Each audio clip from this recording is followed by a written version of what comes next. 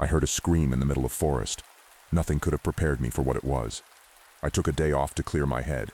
I was admitted to hospital a day before due to fainting. After blood results came back normal, the doctor said it's purely psychological. I tried arguing, but the doctor insisted that I was most likely overworked and that I needed rest. Deep down, I knew he was right. Since my company's merger, most of the paperwork fell on me, and I felt as if I was trying to be at two places at once.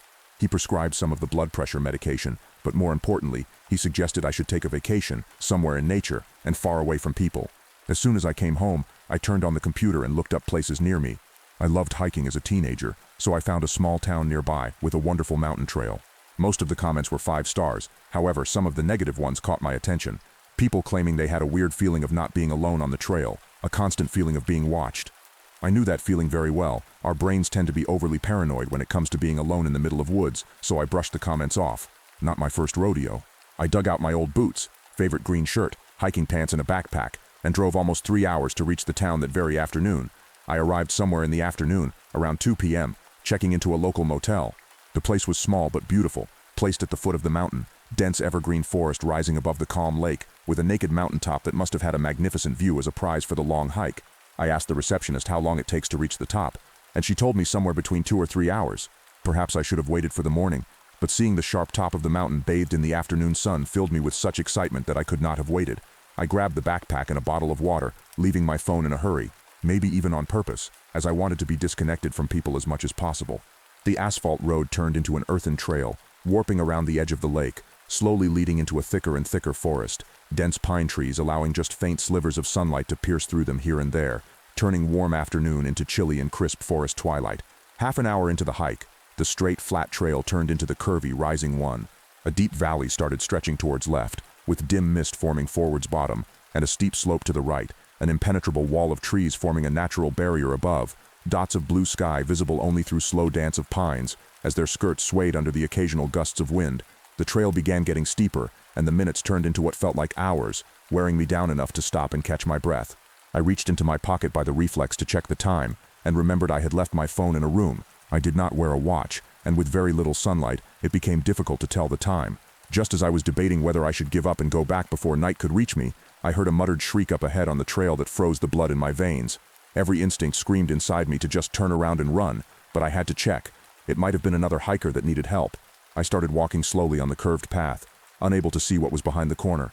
Another scream came, but this time I could clearly hear the words, "Let me leave, please let me leave." This time I needed no convincing from my instincts. Something was very off here, and I didn't dare checking what. I turned around the trail, and I ran for so long until fatigue eventually caught up with me. I bended, hands on my knees, letting my lungs catch up, but also lowering the tone of my breathing as much as possible, trying to hear something, anything. The woods were silent, way too silent. Aside from the breeze squeezing though heavy forest that made leaves hiss silently, nothing else could be heard. I found it more unsettling than calming. More so, I had a strong feeling of being followed. I went on as another hour passed, maybe, and the trail seemed never to be never-ending. I don't know if it was because I was trying to leave as soon as possible, or because everything looked more or less the same. I passed the corner of the trail in a hurry. My shirt caught on the thorns of the bush, growing by the trail. A piece of my favorite green shirt was left hanging on the bush, but I did not care.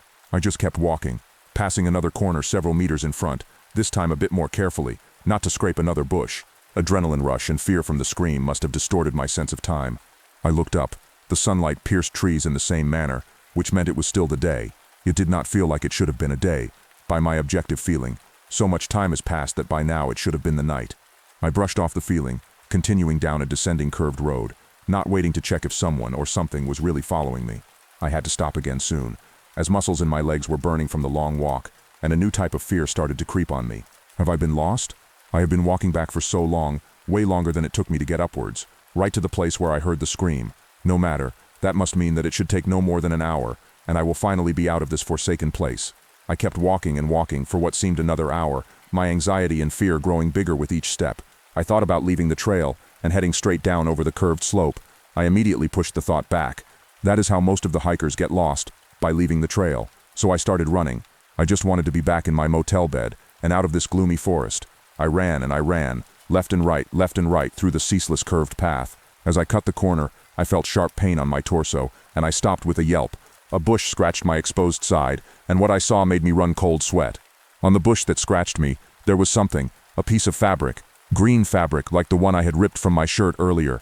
In agony of realization, before I could contain myself, a scream left my mouth. "Let me leave, please let me leave.